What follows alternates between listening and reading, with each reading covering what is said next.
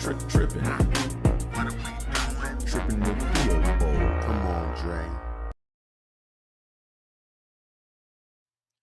Yo, what's going on, y'all? Welcome to another episode of Tripping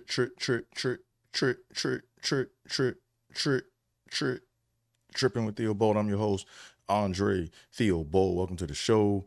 Glad y'all could tune in. Let's go ahead and just jump right on into it, man. So a few weeks ago, had my birthday. Birthday was a few weeks ago, January 23rd to be exact. So happy belated birthday to me. And thanks to all y'all that, gave me a birthday shout out and all that fun stuff. Special shout out to my babe. She made me yet another designer hoodie. This is the finished product right here. So if you're not sure what you're looking at, basically these are all of like my old jeans, because I had a bunch of jeans, scrap jeans that I wasn't wearing. I gave it to her and she worked her magic, man, and made me a hoodie from all my old jeans that I wore. So this was a pretty thoughtful gift. Matter of fact, I'm gonna go ahead and pull up some photos with me wearing it. Like I'm not gonna wear it during this live stream because it's kind of hot in my environment right now, and I don't want to be up here, looking like Michael Jordan in the first quarter and shit. Oh, can I cuss yet? Okay, whatever. I mean, YouTube, they got the algorithm to where, they filter out whatever they filter and however it works. I don't know how it works, but whatever. We gonna figure it out, because that's what we do. We figure things out. That's what we do. All right. So let me go ahead and show you some photos with me in the hoodie. That rhymed. I said with me in the hoodie. Here we go. Let me make sure my photos are up. They should already be up. There we go. Boom. So that's me with it on. That's when me and my girl went out to Korean barbecue. We went out to this our annual Korean barbecue spot. And this is me wearing it. Nice fit, loose fit. What's interesting is it looks heavy, but it's not as heavy as you think. And then this is me and my babe. We went denim on denim on my birthday night, or for on my birthday dinner night. Denim on denim. So shout out to my babe. Also, I gotta make sure I plug her correctly. On social media is everything Tachi, TOCCI. There you can see all of her works, man. She worked on a lot of dope stuff for the past year. I'm not sure if I'm at liberty to say what she worked on or not, but if you go to her page, I'm pretty sure in due time you will see all the great things that she worked on. So shout out to my babe, and shout out to her for making this dope hoodie for me. What else we got, man? So part of what I do on my birthday, like I said, I'm a creature of habit. I've been doing the same thing for like my birthday for like the past since 2008, right? 2008 was the first year that I went to Vegas around like my birthday, and I like doing it because it gives me like something extra to look forward to, because that's all what life is. Life is just a series of having things to look forward to, right? So I ended up going to Vegas, and I ain't win shit, nah, man. Like when I go to Vegas, like I try to just get a bump, that's all I try to do. I try to get a bump, I try to get a bump to knock out a bill, and let me tell you right now, man, Vegas is tight right now, man. Like Vegas is tight. And I think I know why. I'm gonna elaborate on that further, But yeah, but like when I go to Vegas, I like to walk and look at all the like I really like going there to walk and just look at all the structures and the buildings. And then, I'll take like $20 into a casino to see if I can't bump it up to 40, you know what I'm saying? And then take that 40 and then milk it up to 80. That's what I try to do. And if I can't do it, I just move on. Cause that's simple. But man, this go around I stayed like that's how so I get criticized for how I go, right? Like when I go to Vegas, man, I'm cheap. Right? I'm a cheapskate. Call me a cheap old man if you want me to. I don't care. That's what I do, right? Like I don't like what's the point in like I know a lot of people that put a lot of bread or they brag about where they stay at. And it's like, but nigga, you not going to Vegas to stay in the hotel. You going there to hit the strip, right? So it's all for what you like. People go for different reasons, right? Me, I like to just try to, get a bump, like I said earlier. When I say bump, I don't mean that kind of bump. I mean a money bump, not a sugar bump. I didn't mean to say sugar bump, but like a booger sugar bump, right? I didn't mean to say that. But yeah, I go there to try to get like a little quick financial boost. But anyways, this time I stayed over and I'm gonna speak in code, right? Because people that know, right? But this year when I went, I stayed in Kamazats, right? So if you know where Kamazats came from and what it sounds like, then you know where I stayed at. But anyways, I stayed there, man, and yeah, let me talk about Vegas overall. I think Vegas is, in my opinion, I think Vegas is in trouble. Um, but I think that I know I can pick up a hustle when I see one, right? I can pick up on a hustle when I see one. Let's go first macro, then we'll go micro, right? So if you didn't know, basically, all the Oakland sports teams are moving to Vegas, right? Like for example, you got the Las Vegas Raiders who came from Oakland. They're moving the Oakland A's to Vegas, and now Vegas is about to get a basketball team now. They're about to get an NBA team.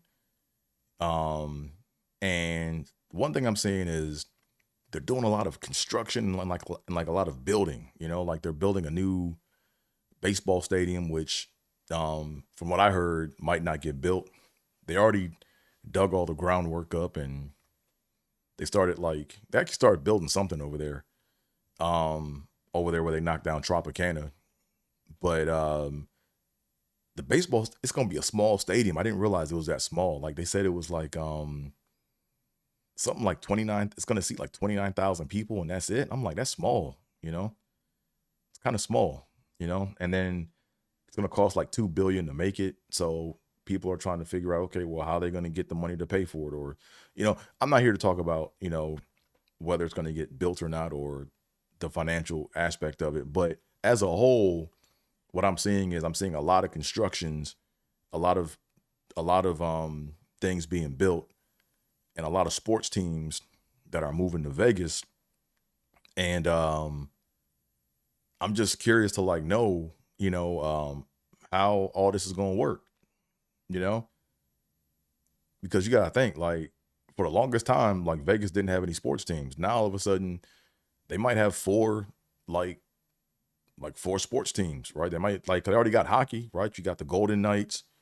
They're going to have NBA. They got the Raiders, and they're going to have baseball. They're going to have four major sports in Vegas. And what to me would make the most sense is if they just build one big sports complex at one time, right? Where they just built it all, and then they shared it to basically you have all these teams that can share, right?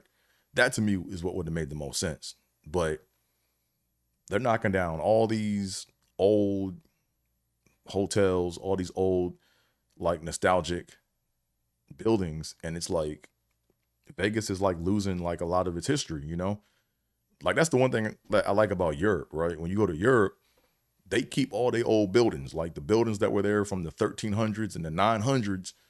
They still there, you know. Like they got stories about when they would chop people's heads off and put the heads on top of the pikes on the buildings, you know, and it's the same building, same pike, you know. But Vegas is into knocking down and rebuilding stuff, right? So one cool thing they're doing, right, which is cool to see. Let me show this again. One cool thing that they're doing is so my favorite hotel of all time on Vegas, or I said on Vegas. One of my favorite hotels in Vegas was the Mirage. Like that was my favorite hotel, man, because um it just had that upscale 80s vibe, you know, like just everything in that hotel to me was dope. You know what I'm saying? But anyways, Vegas, if you don't know, they're basically turning the Mirage into the Hard Rock. Um, it's a Hard Rock hotel, right? So what you're looking at right now is you're looking at the Mirage in the background, right? And then you see this shape here in the middle, right? You see this um half circle thing, right? And that's a hotel. That's not a prop. That's not a sign. That's going to be the hotel, right? So this is um the Hard Rock. This is going to be the Hard Rock Hotel, and they're repurposing like the Mirage, and they're gonna. So I thought they were going to knock down the Mirage and then build the Hard Rock, but they're keeping the building of the Mirage, but they're adding um the guitar structure hotel, and this is what it's going to look like when it's done, right? So, or that's a visual representation of what it's going to look like, you know. um I think it's interesting, you know. I thought they were gonna do the whole guitar and then have rooms all the way up there, but I mean it still looks dope. It's a guitar, it's a hotel in the shape of a guitar. And the funny thing is it sits like, so the Vegas Strip dog legs, right? And it's kind of tricky. So when you look down the strip and when the dog legs, you think that the strip ends, but how they put the hotel at the dog leg, it looks like it sits right in the middle of the strip. It looks like it's like right in the middle of the road. And the funnier thing is it's blocking Trump Tower. So to me, that's like hilarious, you know? So it goes like it's right up in front of Trump Tower. So to me, that's hilarious. But anyways, let me go ahead and break down my thesis on what I think is happening in Vegas, because at the macro level, we see new buildings, we see resort fees going up, you know, we see all these sports teams coming in, you know. So let me go ahead and give my 2 cents on what I think is happening, right? So here we go, right? So as I mentioned earlier, when I went to Vegas, man, Vegas was tight, man. Them slot machines weren't giving up shit. Like them slot machines were tight, man. I was on them Dragon Links. I was on my Phoenix Links. And normally, you know, I get to hear the gong, you know, and I get the little spinning, I get the spinning wheel joint, and I get the bonus plays and all that. But man, I think the whole time I was there, I think I heard the gong, or no, it's a whistle and then a gong. So I think I heard the whistle and the gong like twice, and that was it. So money, I mean, Vegas is tight, right? Um, and my theory is this: I think that um, what's going to happen is because something got to give, right? So what I think is going to happen is the slots and the tables, all that shit going to be extra tight for the next couple years, because what's going to happen is they want people to keep putting money into this stuff, and I think that's how they're going to use some of the money for that to help pay for all these new structures, right? Like the stadiums and all that stuff, right? I think people are gonna be going there with the hope of winning, and all the money that's there is gonna keep getting, until they start knocking down and paying off the new structures, and they have like positive cash flow coming in on all the new structures that they're building. Vegas is gonna be tight, man. Vegas is gonna be tight. That's my theory, you know. Um, yeah, when I was there, watching the Super Bowl, I was mingling with this what do you call them? They're called slot ambassadors. I didn't know that. A slot ambassador, right? So a slot ambassador is like the person that, like, when you like hit on a slot machine and you hit, you want to get a service attendant or whatever, like what you're doing is you're calling over a slot ambassador. So when I was talking to this slot ambassador, he was saying that, he was kind of telling me how like slot machines work and just what he's seen. And we all know, he said it's like a random number generator, and the machines are programmed to pay out a certain amount over a certain amount of time, right? And then if the machines aren't doing that, then the programmers will come in and they'll adjust it so it does pay out, you know. So, and then the gaming commission and all that, they determine like what the payout ratio is and all that fun stuff. So he literally was saying a lot of people come in and think that the video graphics are timed with the with the random number generator, but really all the graphics are there for just for entertainment, right? Like it's really like two independent systems. Like you'll have the video graphics doing its own thing, but in the slot, there's like a random number generator that's moving really, really, really fast. And at the moment you hit, this number, you want like basically um it's it's gonna like determine if you win or lose, right? So anyways, that's kind of like what I saw. Let me get a sip of water, right? Because my voice is getting a little dry. See, that's what happens when you don't live stream on a regular basis, right? Like when you don't talk this shit on a regular basis, right? You gotta build up that stamina.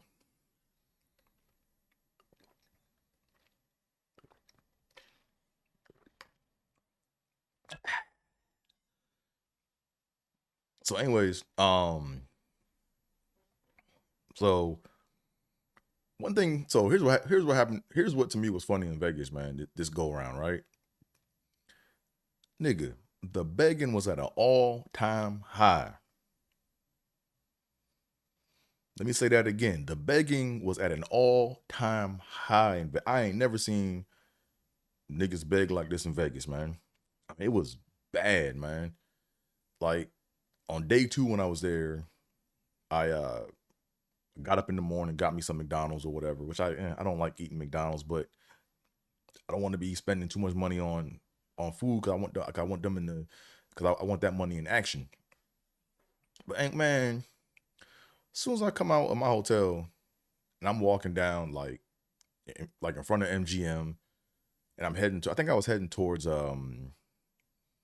because early in the day I like to walk out as far as possible on one side of the strip, and then I like to work my way back to each hotel, right? So I think I was on my way out to the Win and the Encore, right, which is a long walk from where I was staying at. But I was on my way out in the morning, walking out there, and man, they had like there were like a few Vegas showgirls, the ones with the feathers and all the costumes, like the carnival costumes or whatever. So I'm walking, minding my business. I'm trying to make a beeline all the way down to the Encore.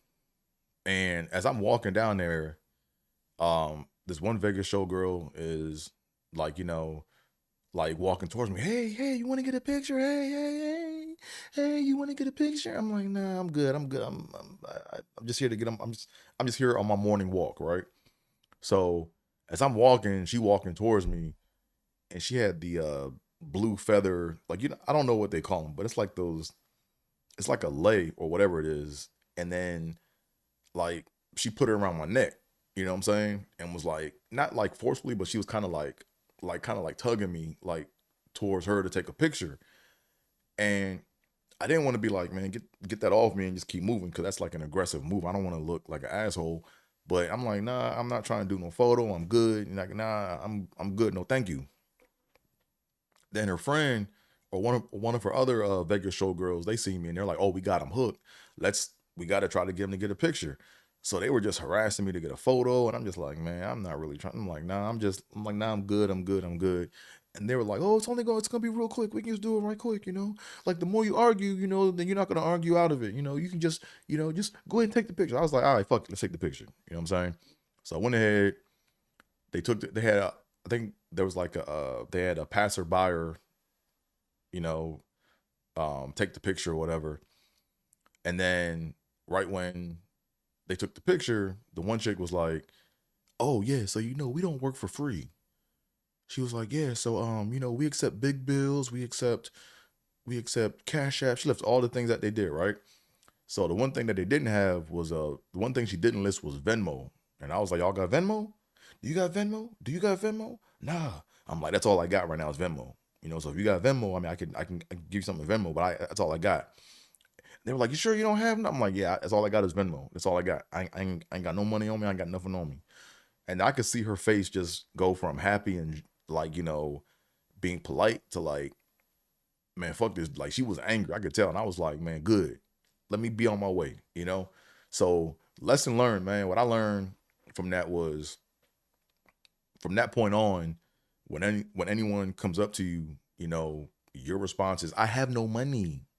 That's all you gotta say. "I have no money." That's all you gotta say from the top, man. "I have no money. Vegas took all my money. I have no money." Right? That's all you gotta say. And they should leave you alone, right? Then I got by this monk.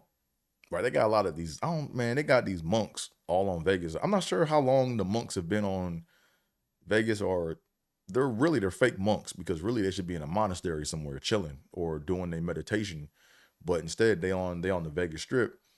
So I think it happened the same day. I was coming back from the Encore, and I was headed towards where's I headed? Yeah, I was coming back from the Encore. No, let me tell this other story first, because I want to make sure I tell it sequentially. So I'm gonna do the monk story next.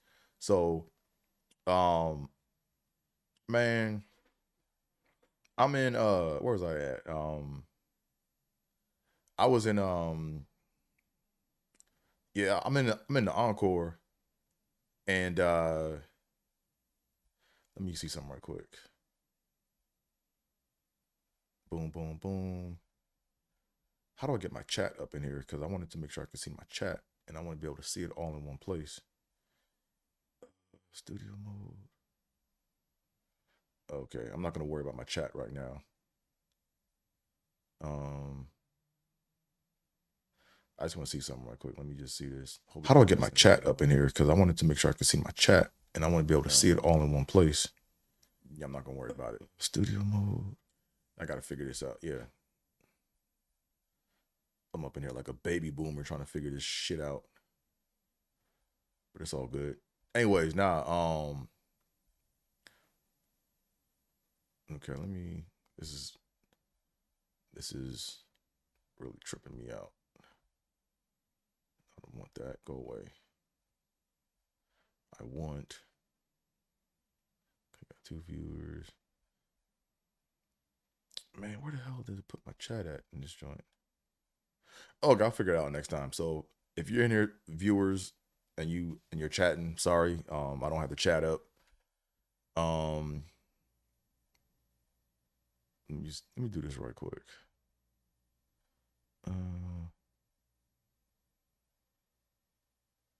There we go. Where's the YouTube chat at? And it's right here. Yeah, I'm not doing that right now. Hey, sorry if you're chatting right now. I can't see the chat right now. I'll try to figure that out next time. But thank you for tuning in, for whoever is tuning in. But anyways, here we are, right? I'm in the Encore, and here's my strategy, right? Like I went into the Encore, I'm like, okay, I got $20. I went to the Win, and I got $20, right? And basically, I'm gonna give.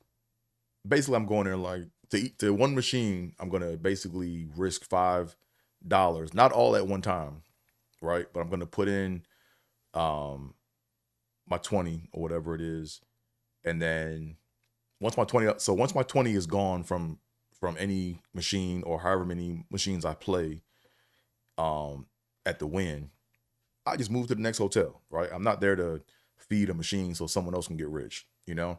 So I was actually doing good. I was doing well, right? Like I went in there with 20, got up maybe like another 20, and then I got down I think I was down to like how much was I down by? I think I got down to like my last $5, right? So long story short, I went in there with 100, right? I got up like a little over 100, and then I came down to 85, right? So I was like, okay, it's time to go, right? So as I'm getting ready to leave, this this old dude, not old, he's like older than me, but he came up to me on some like, hey man, yo, I just won 3,000 on these machines over here, man. They got these old machines that they got to get rid of, and they just paying out, man. Like I just saw this white lady just hit. You should go play those machines over there. I'm like, for real? He was like, yeah, man. He was like, man, I was here since. He was like, man, I've been here since Tuesday. I've been here since. What he say? I've been here for like 5 days, and Vegas was taking everything, but it finally gave me $3,000. I was like, man, let me go see what this nigga talking about. So I go. So first I was like, yeah, nah, I'm not interested. No, thank you. I'm good. And then when I got it from the machine, I was meandering over to where he was saying like to go play, or to the machines he was saying to go play. So he was watching me, right? So I got up and I'm moving like I'm acting like I'm leaving, but I do like a loop around to go to those machines. And he was like, "Oh, you came to play the machines? Hey man, hey man, hey, I'll show you the ones that come play. You just gotta come play them. And that's the white woman that just won right there. Look, she's winning right now."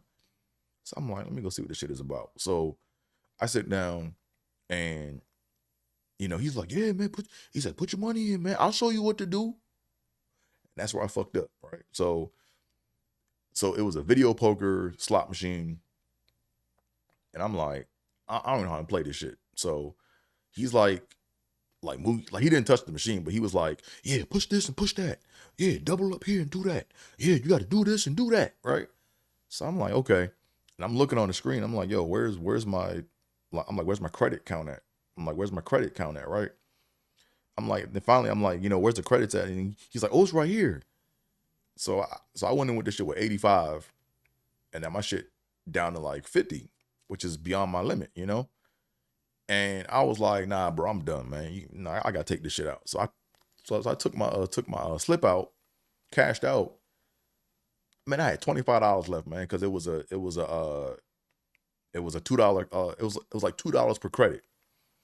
So I was like, fuck, man. So I killed my whole day for slots, right? So I had to basically just put slots on hold until the next day. But here's my theory on what happened, right? I think that Vegas has people, or they hire people to um tell here, since Vegas knows like how frequent a machine is supposed to pay out. They can kind of know like if a machine's gonna pay out or not, right? So I think that Vegas has people that look like regular gamblers run around and tell people what to go play, or in this case, it's a new thing. I mean, maybe it's not new, but maybe I just got, right? But it's this whole thing where, I can see Vegas doing some shit like that, where they have hired people that look like regular gamblers that try to tell people, hey man, this machine over here, man, they paying out, and man, they got to get rid of all these machines, man. They got to get rid of them, and it's paying out because these machines is gone because they old. Nah, so I messed up. That's my fault. So like with Vegas, so what Vegas taught me this past trip, man, is you got to learn how to say no and no thank you, and just keep that shit moving, right? Because if you go in there and if you pause for a minute, yo, man, you already fucked up. If you pause when something, if you pause when something look fishy, you already done fucked up, you know. So, anyways, that's what happened at the Win. Then, as I'm walking back from the Win, that's when I ran into the monk, right? So I ran into this monk because they had them all on the strip, and like I'm like I'm trying to cross the street like with everybody else, and this monk like grabs my hand and puts this like bracelet on my wrist, and I'm like, oh, all right. He said, yes, good luck, good luck, good luck. Yeah, yeah. I'm like, all right, cool, thanks, man. And he's like, no, no, no, no, no, no, donation, donation. Like he act like he couldn't, I don't know if he could speak English or not, but like he was like doing a good job of looking like he didn't know how to speak English. So anyway, he's like, no, donation, donation, donate. I'm like, all right. So he pulled out this little like journal, like a little journal book or whatever. And in the journal, it had a name and it had like a donation amount. And he was like, donation, donation. And he gave me the book and the pen to write down my donation, which is going to give me good luck, right? So when I took the pen and looked at the journal and I'm about to write, I'm like, wait a minute. I'm like, nigga, why is all the handwriting the same? You know? I'm like, nigga, this is your handwriting, man. I'm like, nah, I ain't doing this shit. So I gave it back to him. And I'm like, you want your bracelet? Like, yeah, give me. I was like, yeah, here. So he took the bracelet back, and that's that. And I think that may be why I guess I had no luck when I was in Vegas this time. But yeah, the hustling is at an all-time high in Vegas, man. And I think it has something to do with them buildings, man. All the new structures that they building, they got to pay for that shit some kind of way, right? And it's a trickle down effect, right? When the slot machines are tight and people ain't spending the money like that, then the people gonna come out and they gonna keep begging, and then the begging on the street is gonna get even worse. So, um, yeah, so that was my experience in Vegas. And then for the Super Bowl, um, I looked like a partial prophet when I was out there, man. You know, yeah, I was trying to really come up, man. Like I had a parlay going, had a 9-leg parlay going for the Super Bowl. And this is like the first time Vegas ever did this, because Kalshi and all these other gambling sites let you parlay different like props for the Super Bowl, right? So, and that's when you make big money if you can get your parlays to hit. Um, but I had a 9-leg parlay. You know, who do I have? I had a so my parlay I had Sam Darnold and Drake May both passing for over 200 yards.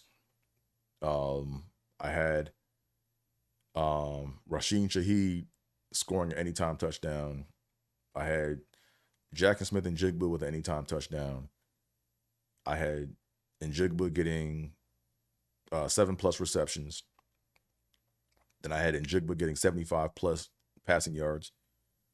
75+ receiving yards. Then I had and originally I had a Seattle defensive special teams anytime touchdown. But I took that out. And then who else did I have? I didn't mess with any rushing because the rushing shit was like real skeptical.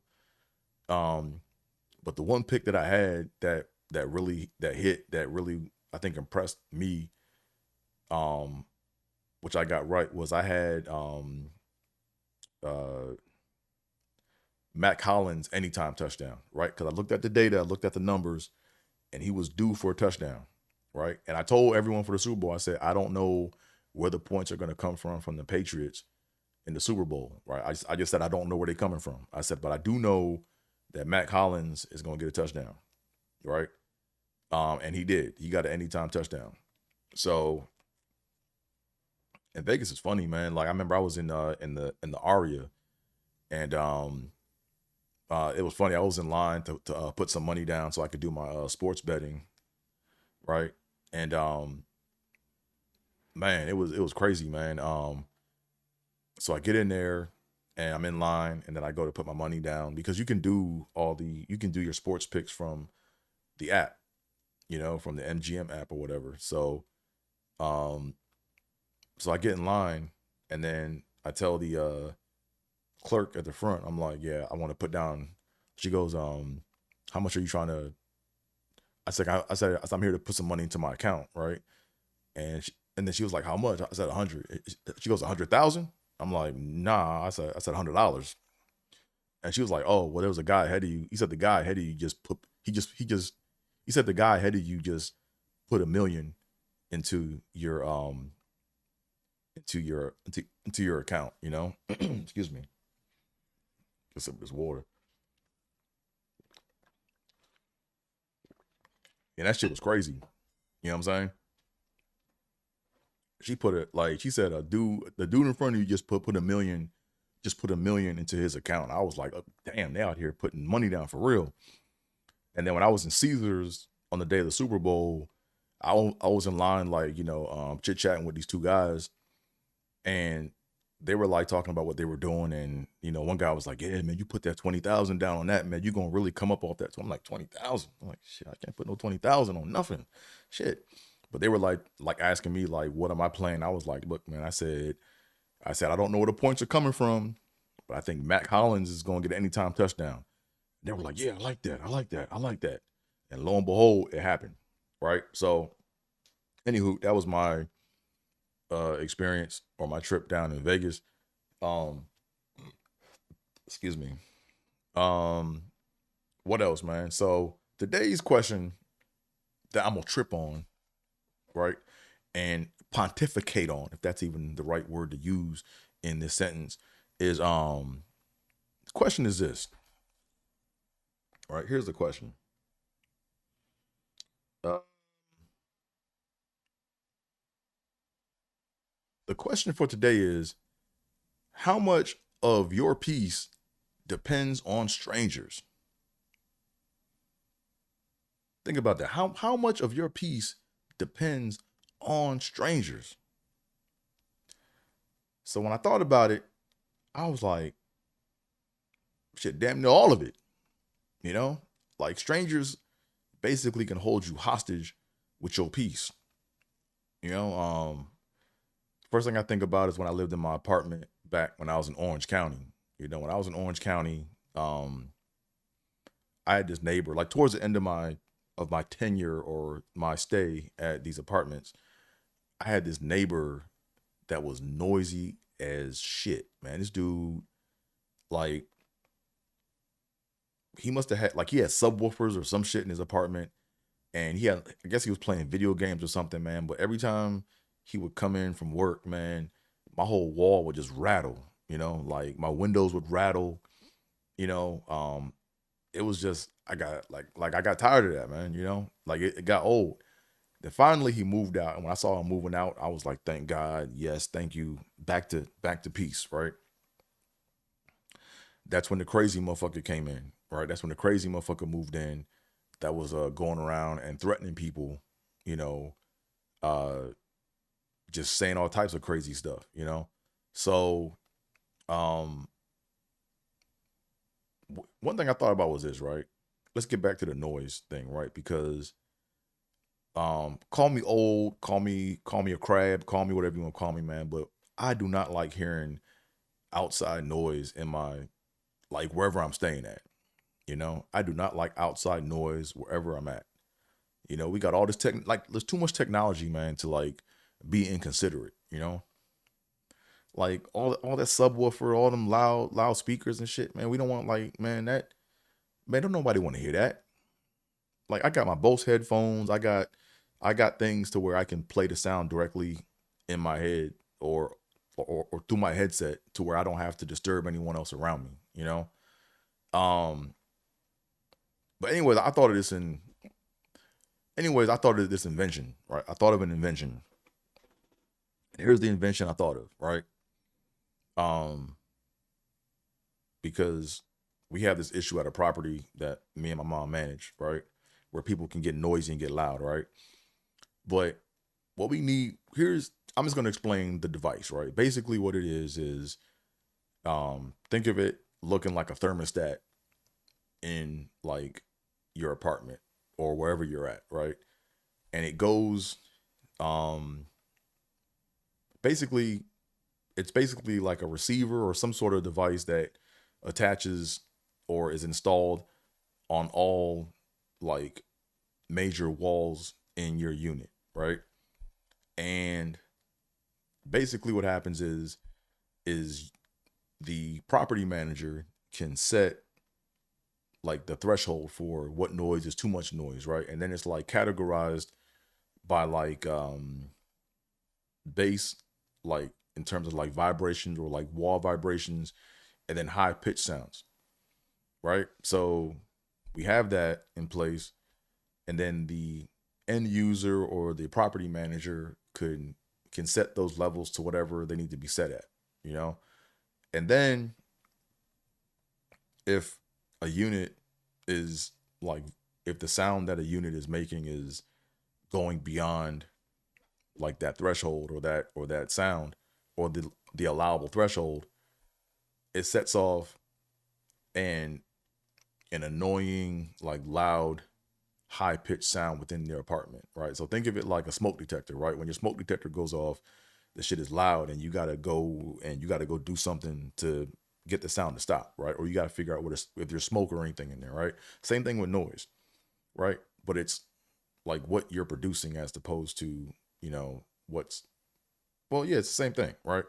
So, anyways, what happens is, um, as the level, once the, in order for the person in the unit to get the noise to stop, they have to put in like some sort of pin or identification information to um basically have them acknowledge that they are having a noise issue, meaning that their unit is making too much noise, right? Like that part is key, because um if not, they can be like, oh well, if I just cut it off without putting any type of information in, then I can say that I never got an alert, right? But if you have to put something in where you have to put your pin in, it basically, if you have to do something, right, the system can then log that to let the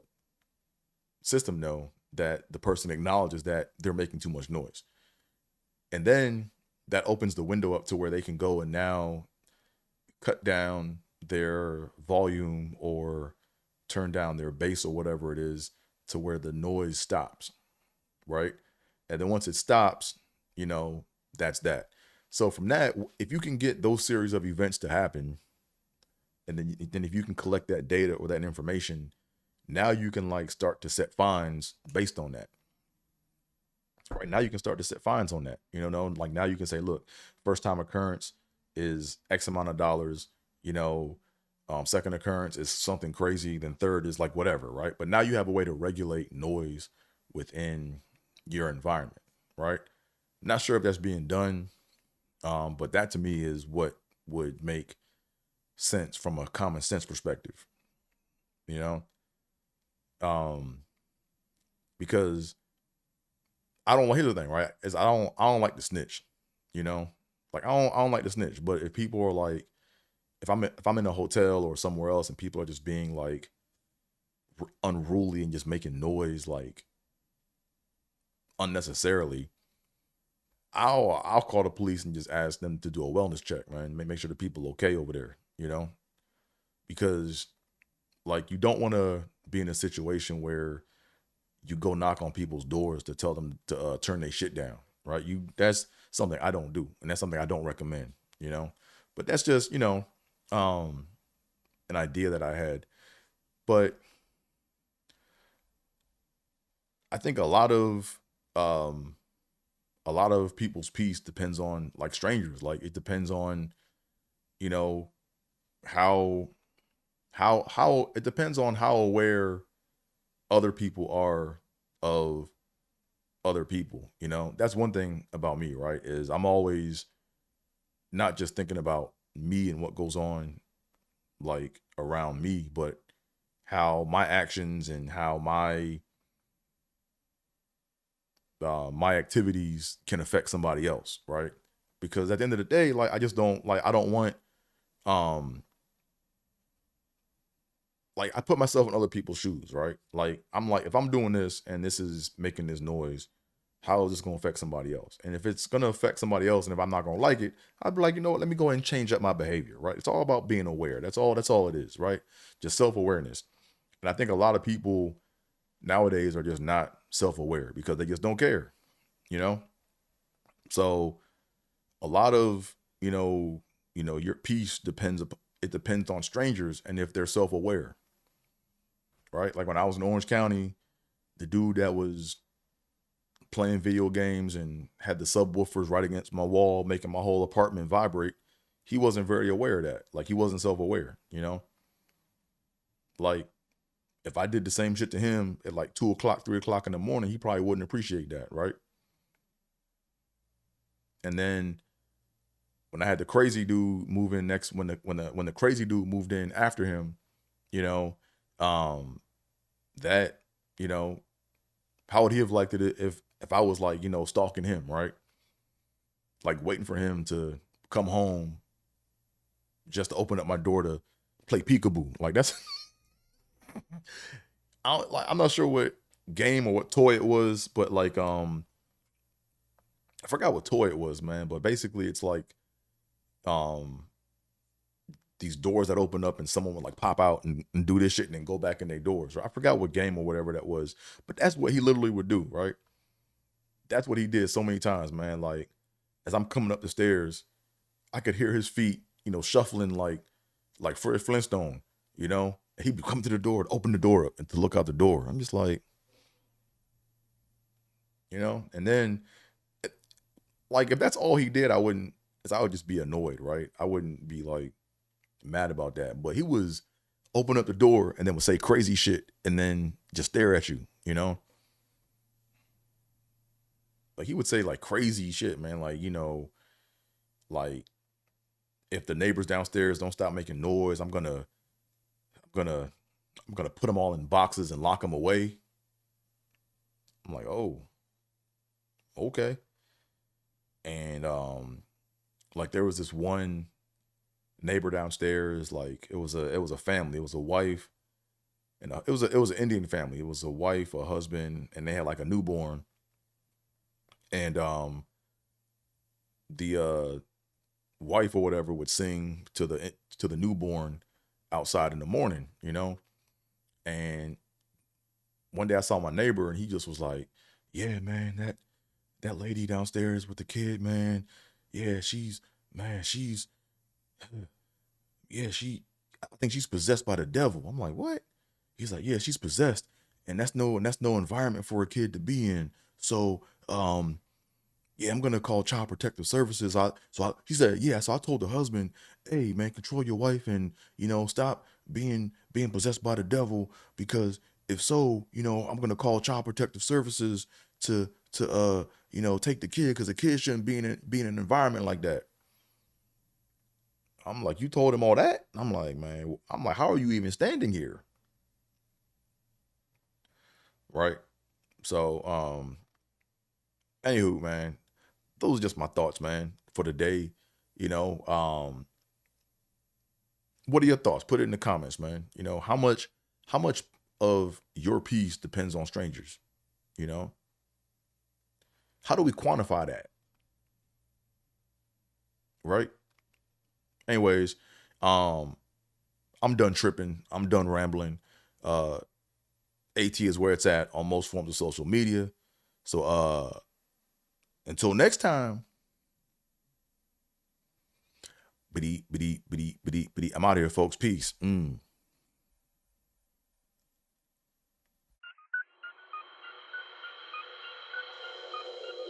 Tripping with Theo Bowl. Let's go. Caliente. Tripping. Yep. Tripping.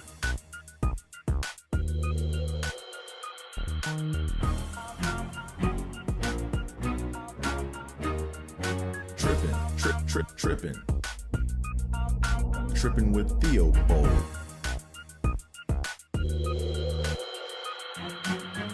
Tripping with Theo Bowl.